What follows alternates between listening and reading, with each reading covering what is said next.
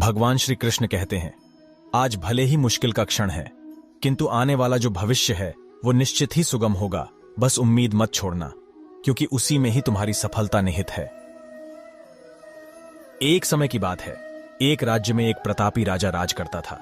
एक दिन उसके दरबार में एक विदेशी आया और उसने राजा को एक सुंदर पत्थर उपहार किया। राजा वह पत्थर देख बहुत प्रसन्न हुआ। उसने उस पत्थर से भगवान विष्णु की प्रतिमा का निर्माण कर उसे राज्य के मंदिर में स्थापित करने का निर्णय लिया। अगले दिन महामंत्री गांव के सर्वश्रेष्ठ मूर्तिकार के पास गया और उसे वह पत्थर देते हुए बोला, महाराज, मंदिर में भगवान विष्णु की प्रतिमा स्थापित करना चाहते हैं। 7 दिवस के भीतर इस पत्थर से भगवान विष्णु की प्रतिमा तैयार कर राजमहल पहुंचा देना। इसके लिए तुम्हें 50 स्वर्ण मुद्राएं दी जाएंगी। 50 स्वर्ण मुद्राओं की बात सुनकर मूर्तिकार खुश हो गया और महामंत्री के जाने के उपरांत प्रतिमा निर्माण कार्य प्रारंभ किया।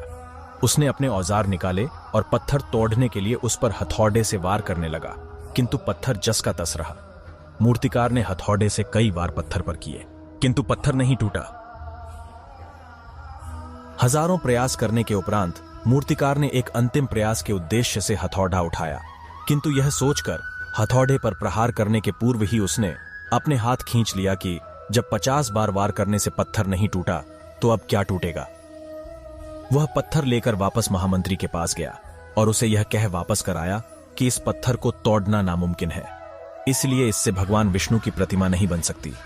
महामंत्री को राजा का आदेश हर स्थिति में पूर्ण करना था, इसलिए उसने भगवान की प्रतिमा निर्मित करने का कार्य गांव के एक साधारण से मूर्तिकार को सौंप दिया। पत्थर लेकर मूर्तिकार ने महामंत्री के सामने ही उस पर हथौड़े से प्रहार किया और वह पत्थर एक बार में ही टूट गया। पत्थर टूटने के बाद मूर्तिकार प्रतिमा बनाने में जुट गया। इधर महामंत्री सोचने लगा कि काश पहले मूर्तिकार ने एक अंतिम प्रयास और किया होता तो सफल हो गया होता और 50 स्वर्ण मुद्राओं का हकदार बनता। इस कहानी से हमें यह सीख मिलती है कि हम भी अपने जीवन में ऐसी परिस्थितियों से दो चार होते रहते हैं।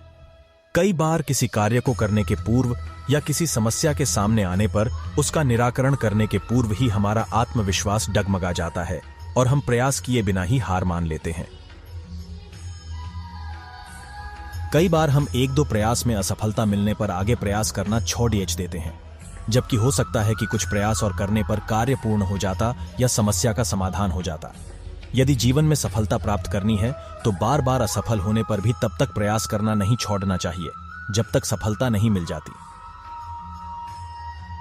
क्या पता जिस प्रयास को करने के पूर्व हम हाथ खींच रहे हैं वही हमारा अंतिम प्रयास हो और उसमें हमें सफलता प्राप्त हो जाए।